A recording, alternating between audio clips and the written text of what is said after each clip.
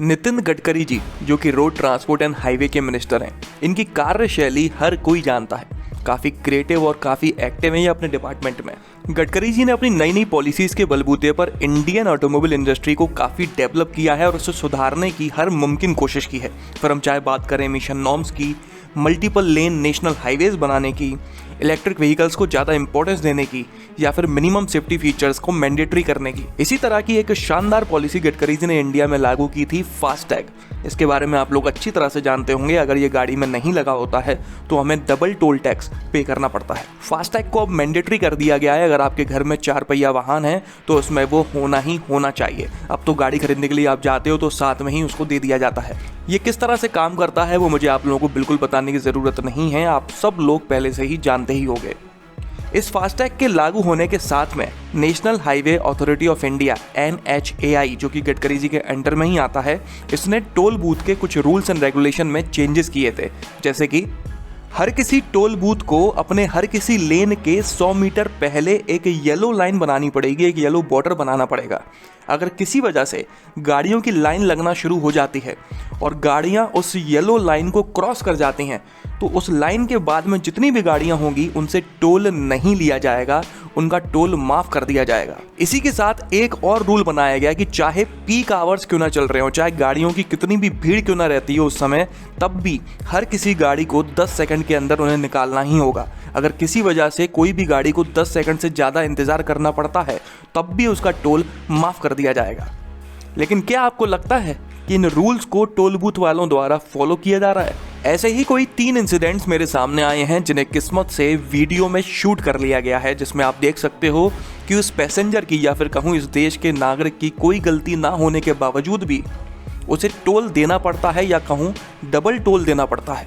इसके अलावा toll booth वालों की बदतमीजी भी सहन करनी पड़ती है।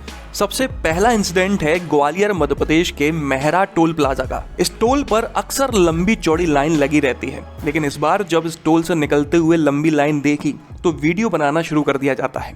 वीडियो जिस समय पर बनाना शुरू किया गया है तब आप ओडोमीटर में रीडिंग देख सकते हैं 85.4 किलोमीटर की है। टोल बूथ तक पहुंचते पहुंचते गाड़ी की रीडिंग 85.6 किलोमीटर हो जाती है, मतलब कि 200 मीटर गाड़ी चल जाती है। और रूल के हिसाब से 100 मीटर के बाद ये गाड़ी खड़ी हुई थी 200 मीटर पे, तो इसका टोल माफ होना चाहिए था।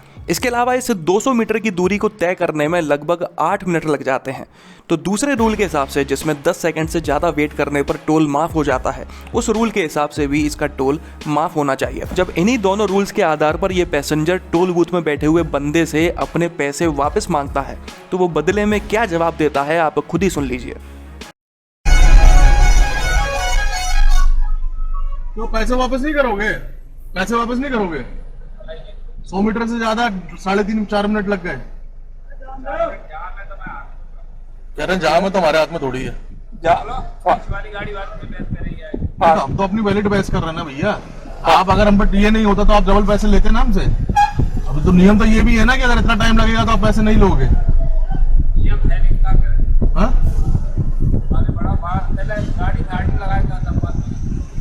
तब तक तो पैसे कट जाएंगे ना। पैसे तो कट गए ना, पैसे तो कट ही गए, पैसे तो कट ही गए ना। फिर कोई तो जवाब दे दो, आप हमें जवाब दे दो, हम निकल जाएंगे। मतलब क्या वैलिड नहीं है, नियम नहीं है, क्या नहीं है?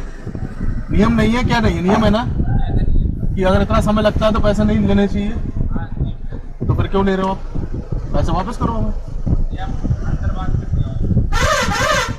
डबल पैसे तो यही लेते हो ना, अगर ये नहीं लगा होता तो।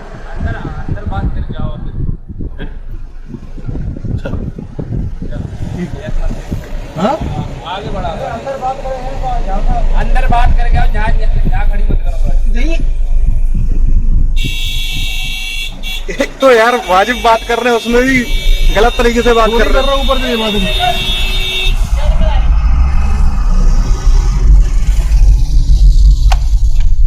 आप देख सकते हैं कि उस बंदे ने पैसेंजर के साथ कितनी बदतमीजी से बात की है। असल में कोई भी शरीफ इंसान इन टोल बूथ वालों से हद से ज़्यादा बहस नहीं करना चाहता, क्योंकि इन टोल बूथ पर जो स्टाफ के लोग होते हैं वो अगल बगल के गांव के ही होते हैं। वो हमेशा एक पैर पर तत्पर तैयार रहते हैं किसी को भी लड़ने मारने के लिए। इसलिए सारे कानून पता होने के बावजूद भी एक शरीफ इंसान को पैसे देने पड़ते हैं और सारे कानून तोड़ने के बावजूद भी इन टोल बूथ पर बैठे हुए गुंडे शरीफ इंसान से पैसे वसूल लेते हैं। इस वीडियो की पूरी 8 मिनट की क्लिप मैं वीडियो में नहीं डाल सकता था, इसलिए मैंने उसको फास्ट फॉरवर्ड कर दिया है, एडिट कर दिया है। अगर आप पूरी 8 मिनट की क्लिप देखना चाहते हैं तो मैंने उस वीडियो की लिंक डिस्क्रिप्शन बॉक्स में दी हुई है, आप चाहो तो वहां पर जाकर पूरा वीडियो देख सकते हो। दूसरा इंसिडेंस है मध्य प्रदेश के मुरैना टोल का, जहां पर लगभग हमेशा ही लंबी लंबी लाइनें देखने को मिलती हैं और इस बार भी कुछ ऐसा ही हुआ। लगभग 1 किलोमीटर लंबा जाम लगा हुआ था जिसको पार करने में पैसेंजर को लगभग 27.43 मिनट्स लग जाते हैं, मतलब कि लगभग आधा घंटा। तो यहाँ पर भी दोनों रूल्स का वायलेशन होता है, फिर वो चाहे 10 सेकंड का हो या फिर 100 मीटर का, लेकिन उसके बावजूद भी पैसेंजर को टोल देना पड़ता है। ये 2 इंसिडेंट्स तो सिर्फ वो हैं जिनको वीडियो में शूट कर लिया गया और वो वीडियो मेरे पास आ गए, जिस वजह से मैंने आप लोगों को बताना जरूरी समझा। लेकिन ऐसा रोज लाखों करोड़ों लोगों के साथ होता है। कई सारे लोग बहस करना नहीं चाहते क्योंकि उनके पास समय की कमी है या फिर उनकी आदत नहीं बहस करने की, या फिर कई सारे लोग तो ऐसे हैं जिन्हें पता ही नहीं कि ऐसा कोई रूल भी है। सरकार की पॉलिसी में, रूल्स एंड रेगुलेशन में तो काफ़ी दम है, लेकिन अगर ग्राउंड लेवल पर आकर देखा जाए तो कहानी कुछ और ही है। इस पॉलिसी को इम्प्लीमेंट सही तरह से नहीं किया गया है। तीसरा इंसिडेंस है जिसमें आप देख सकते हो कि एक पैसेंजर के फास्टैग अकाउंट में 500 रुपीज़ का 500 रुपये का बैलेंस है, लेकिन उसके बावजूद भी उसे टोल पर रोक लिया जाता है और उसकी गाड़ी को ब्लैक लिस्टेड बताया जाता है। जिसके बाद ये पैसेंजर गाड़ी से उतरकर पूरा वीडियो बनाता है। उस वीडियो में आप देख सकते हो कि मशीन में उस गाड़ी को ब्लैक लिस्टेड बताया जा रहा है, डेस्कटॉप में उसके अकाउंट में लो बैलेंस बताया जा रहा है। इसके अलावा जब वो अपना अकाउंट खुद चेक करता है तो उसमें 500 रुपये का बैलेंस भी शो होता है।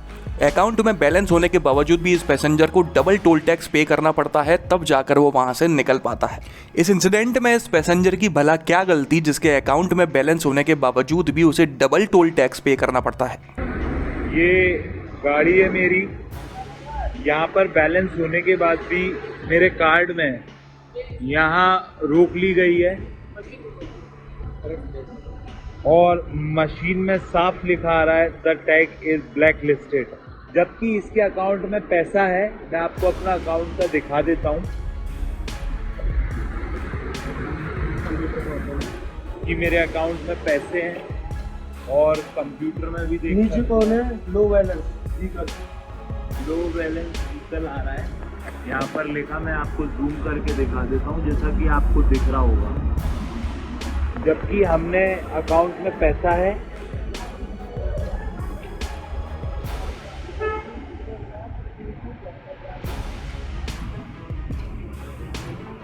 आप देख सकते हैं कैसे लापरवाही से इतना बड़ा जाम लगा है और बैलेंस होने के बावजूद भी हम लोगों को खड़ा होना पड़ रहा है।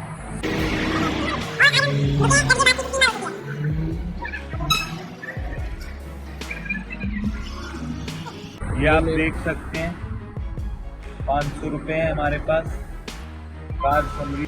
इस तरह के इंसिडेंट्स में आखिर गलती है किसकी? जिसने फास्टैग बनाया उसकी, पूरे फास्टैग सिस्टम की, गवर्नमेंट की, टोल बूथ वालों की, या फिर उस पैसेंजर की जिसे तो बस बता दिया गया कि आपको फास्टैग लेना ही लेना है और लेने के ये फ़ायदे हैं। लेकिन फ़ायदा छोड़िए, जगह जगह पर उसे बदतमीजी सहन करनी पड़ती है या फिर सब कुछ होते हुए भी डबल टोल टैक्स पे करना पड़ता है। किसी भी वाजिब वजह से जब एक शरीफ आदमी ने टोल वालों से बहस करता है तो उसके पीछे एक लंबी चौड़ी लाइन लग जाती है। एक समय के बाद वो शरीफ आदमी अपने आप सोचता है कि यार जाने दो, मेरी वजह से सब लोग परेशान हो रहे हैं, जितना भी पैसा है पे करते हैं और बात खत्म करते हैं। और आखिर में हमेशा फ़ायदा होता है इन टोल वालों का या फिर कहें गवर्नमेंट का। तो ऐसा क्यों है कि पैसेंजर के लिए जो रूल्स हैं उन्हें इतना स्ट्रिक्टली फॉलो किया जाता है कि गलती ना होने के बावजूद भी उसे टोल देना पड़ता है या फिर डबल टोल देना पड़ता है? लेकिन जो टोल बूथ वालों के लिए रूल्स हैं उन्हें फॉलो करवाने के लिए कोई भी वहाँ पर नहीं होता। और आखिर में मैं रिक्वेस्ट करूँगा इस वीडियो को देखने वाले हर किसी इंसान से कि अगर आपके साथ इस तरह की कैसी भी घटना होती है तो उसे तुरंत अपने कैमरे में रिकॉर्ड करें और अपने social media accounts Facebook, Instagram या फिर ट्विटर पर अपलोड करें, ताकि सरकार को पता चल सके कि ग्राउंड लेवल पर भारतीय नागरिकों को फास्टैग होने के बावजूद भी कितनी दिक्कतों का सामना करना पड़ रहा है, ताकि सरकार को ये भी पता चल सके कि ये टोल बूथ वाले दिन भर में कितनी बार सरकार के बनाए हुए कानूनों का उल्लंघन करते हैं। तो चलिए इस वीडियो में तो बस इतना ही। आपका दिन शुभ रहे। धन्यवाद।